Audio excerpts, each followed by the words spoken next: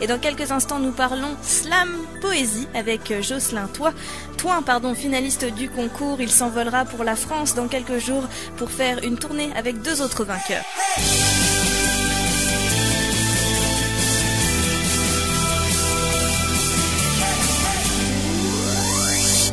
Ça s'annonce poétique dans cette deuxième partie d'émission. Je vous l'ai dit, avec Jocelyn Toin, finaliste du concours Slam Poésie.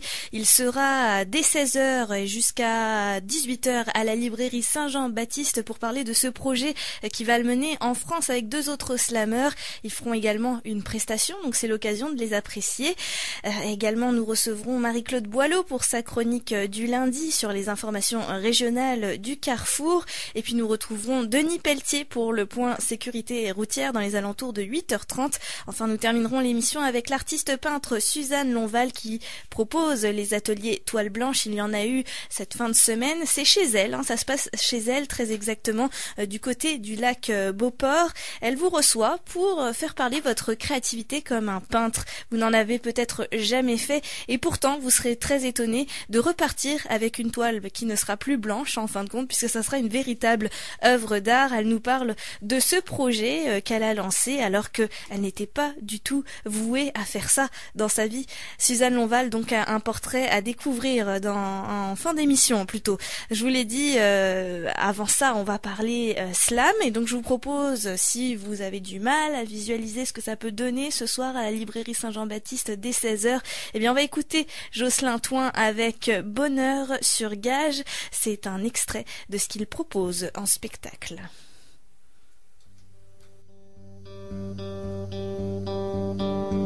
Saint-Henri, au premier soupçon du matin, smog et faits divers.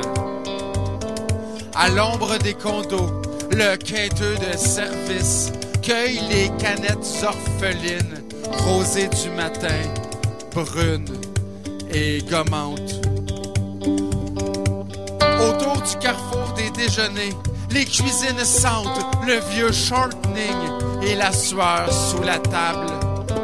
Des Grecs, chemises, camisoles, accueillent la ronde continuelle, joyeuse ribambelle de vieux routiers égarés, d'amateurs incurables de statistiques, fervents adorateurs de toasts et cafés, un brin d'humour, deux œufs tournés.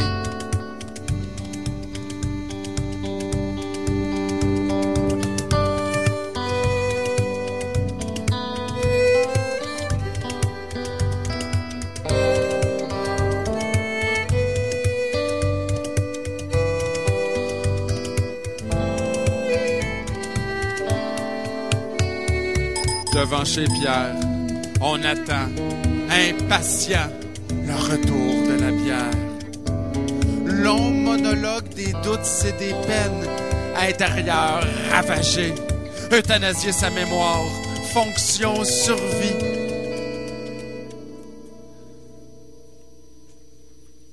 Bientôt 1 an qu'il n'y a pas eu de fusillade dans le quartier.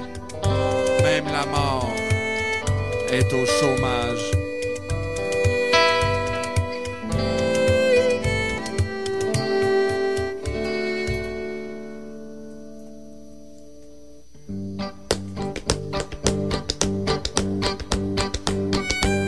Les spéciaux du Jean Coutu font frémir d'envie les fins de mois défoncés, pendant que, dans des locaux administratifs, un homme achève d'acheter la rue avec l'argent des autres.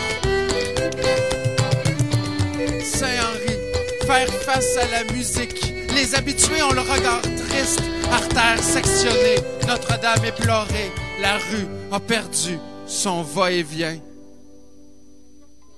Saint-Henri, face à la caisse, impopulaire, les analphabètes s'écrasent dans une indifférence éthique sous le poids de l'argent et des camions forteresses.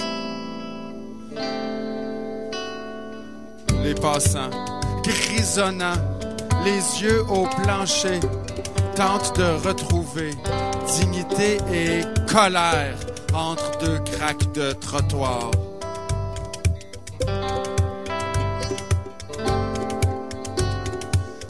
relais mécanique et la fonction publique ne leur ont laissé que des rêves en putréfaction, de la poussière qui colle à leur destinée. Juste assez d'oxygène pour ne pas tomber.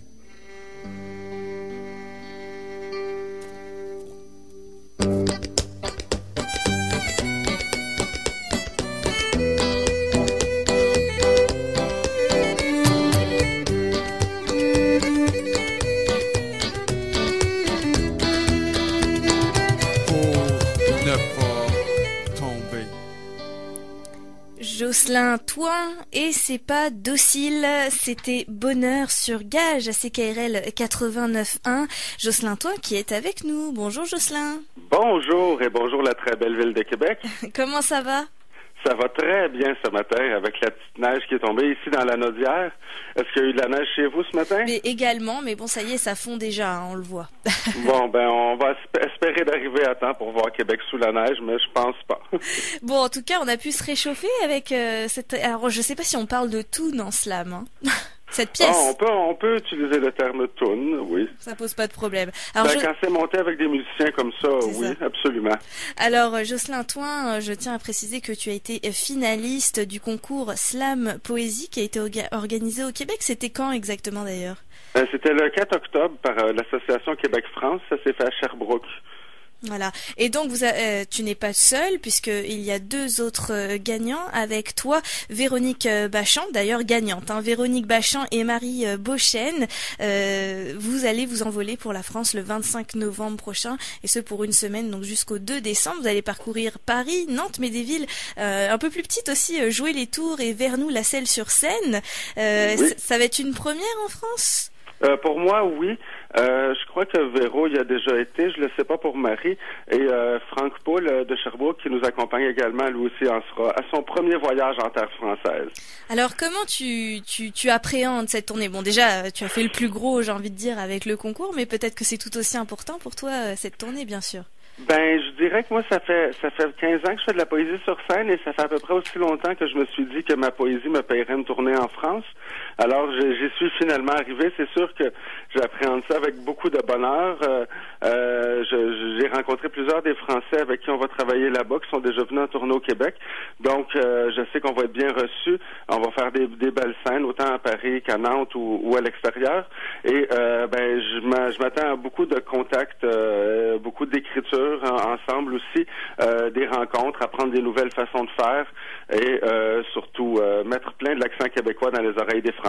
Mais c'est ça, mais en tout cas ça sonne, par exemple avec cette toune Bonheur sur Gage, on sent vraiment les touches québécoises, donc je le dis forcément en tant que Française. Est-ce que oui, c'est vraiment cette touche québécoise que tu vas apporter, parce que le grand public en France, quand on dit slam, on pense Grand Corps Malade, quoi. Le grand public au Québec également, hein, quand on dit slam, on pense Grand Corps Malade. On pense de plus en plus à David Goudreau aussi, on pense à Ivy, qui ont quand même des phrasés un petit peu plus rimés parfois, peut-être moins Ivy. Moi, c'est sûr que j'ai un style particulier, je viens de la poésie en vers libre. Avant de faire du slam, je faisais un peu le même genre de texte sur d'autres scènes, parce que le slam, c'est plus un contexte qu'une façon de faire.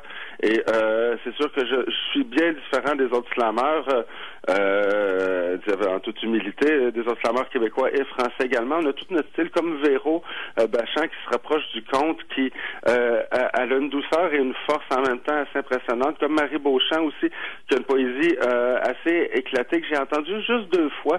Et comme tout le monde au Grand Slam à Montréal, je suis tombé en amour avec sa poésie et on a bien hâte d'en entendre plus parce que nous, ça va être notre première rencontre d'équipe cet après-midi à Québec et on a bien hâte aussi de pouvoir partager notre art et ensemble de monter quelque chose de plus collectif. Parce qu'en France, le slam en équipe est très développé. Ici au Québec, ça commence. Du côté anglophone, ça se fait plus. Mais côté francophone, c'est très rare qu'on va faire ça en duo ou en trio.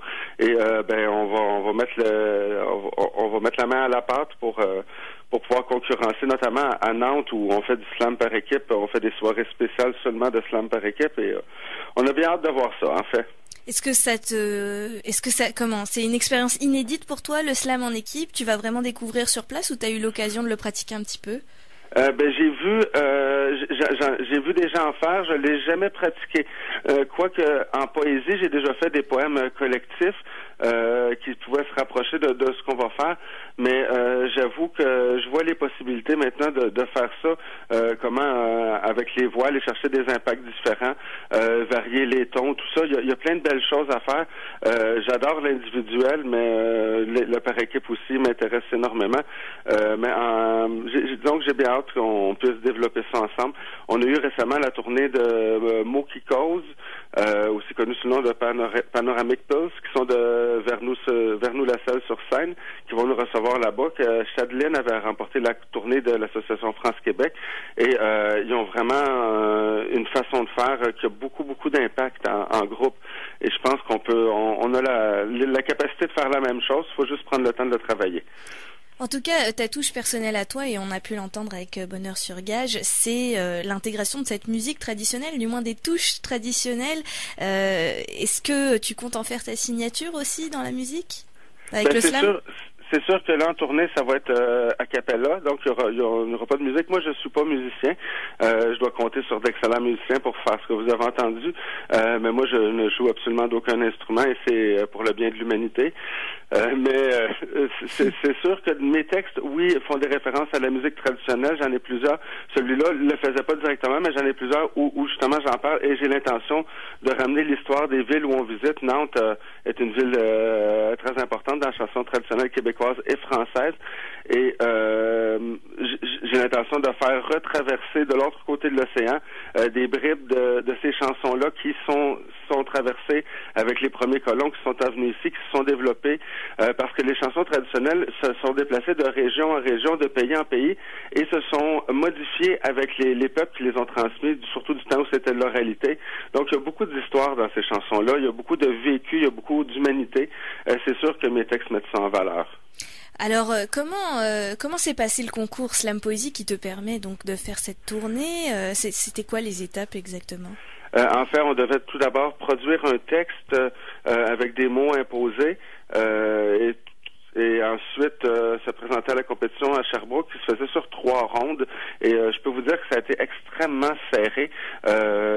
On était les 2 premiers à partir, moi et Véro, et j'ai dépassé Véro par 0,1 point sur 90. Ah oui, quand Donc, même. C'était très intense. Il y avait des slammeurs de très grande qualité, notamment Simon Landry de Sherbrooke, qui a déjà remporté la Coupe du monde de slam en France, à Paris, et qui a malheureusement pour lui terminé 3e, mais heureusement pour nous, pour ceux qui partent, parce que c'est sûr qu'il était pour y avoir plus de perdants que de gagnants. Tout le monde voulait mettre la main sur cette tournée-là, ça c'est sûr. Alors, ça a été féroce, je dirais, de l'intimidation dans les coulisses, beaucoup de problèmes de digestion de la part des artistes, mais surtout beaucoup de folie sur scène, des textes incarnés et une qualité d'écriture rarement entendue. Alors, ça a donné une très belle soirée. Je pense que le public de Sherbrooke a été choyé d'entendre ça. Et maintenant, ça sera au tour des Français. Il y avait du niveau, en tout cas, hein, c'est ce qu'on comprend. Alors, oui. Évidemment, on parle du public de Sherbrooke, mais on n'oublie pas qu'aujourd'hui, vous serez à 16h à la librairie Saint-Jean-Baptiste pour 2 heures bien de discussion autour de cette tournée, mais aussi des prestations, forcément. Comment, toi, tu vas aborder cette rencontre avec le public de Québec? Ça va être une double rencontre, une rencontre avec le public de Québec et qui me connaît quand même déjà un peu. J'ai été 4 ou 5 fois à Québec à date et ça va être une rencontre entre nous justement parce qu'on va essayer des choses ensemble. On va peut-être revirer nos textes à l'envers pour les faire en groupe. On va sûrement écrire un petit peu ensemble. On s'est gardé du temps pour ça et ça va être vraiment la première rencontre de l'équipe pour jeter les bases de ce qui va faire notre tournée. Et pour le public de Québec, moi je pense qu'ils ont la chance d'entendre 4 voix exceptionnelles, très différentes l'une de l'autre, qui viennent des 4 coins du Québec, et ça va donner quelque chose d'assez surprenant et d'assez agréable, je dirais, pour les neurones et pour l'imaginaire des gens qui vont assister à ça. Donc c'est en plus l'occasion de s'initier au slam ce soir. Ah ben absolument, le slam, la poésie, le conte, tout est mélangé là-dedans.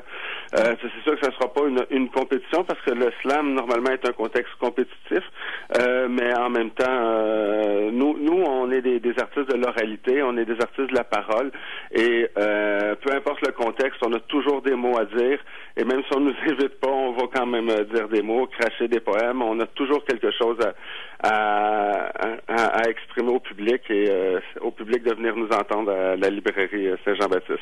Ce soir dès 16h. Juste en quelques mots, comment tu qualifierais les deux slameurs ES, on va dire, qui t'accompagnent, parce que des voix féminines dans ce domaine, ça reste quand même assez minoritaire, j'ai envie de dire. Non, pas du tout. Ou du moins, c'est l'impression qu'on en a. C'est à peu près moitié-moitié et je dirais qu'au Grand Slam québécois, il y a autant de gagnantes que de gagnants année après année et il y a de très très bonnes voix féminines au Québec. Véro parle elle aussi un peu d'histoire, tradition, mais en lien beaucoup avec sa famille. Elle a un spectacle présentement qu'elle roule où elle communique avec son grand-père par cassette audio interposée et honnêtement, j'ai pas encore pu voir ce spectacle-là, mais je vous dirais que Véro, toute petite, toute menue, a une façon d'aller nous chercher, d'aller chercher l'émotion. Elle nous transporte carrément. Marie Beauchesne également, mais avec quelque chose d'un peu plus éclaté. Comme je vous dis, Marie, je l'ai entendu faire 2 textes alors que j'étais coach de l'équipe de Montréal. Alors, c'est sûr que je m'occupais plus de mes poulains, mais elle a jeté le lion d'or à terre à Montréal. Elle a conquis tout le monde. C'est comme ça qu'elle a eu son ticket pour partir en tournée avec nous. Je dirais exceptionnelle, envoûtante et extraordinaire, ces 2 filles-là. Ben, merci beaucoup, Jocelyn Toin. Donc, je le rappelle, vous serez ce soir 3 slameurs à la librairie Saint-Jean-Baptiste à 16h et ce jusqu'à 18h si on veut s'initier au slam, à la poésie, parler de cette tournée qui vous attend en France et vous livrer également des prestations. C'est organisé par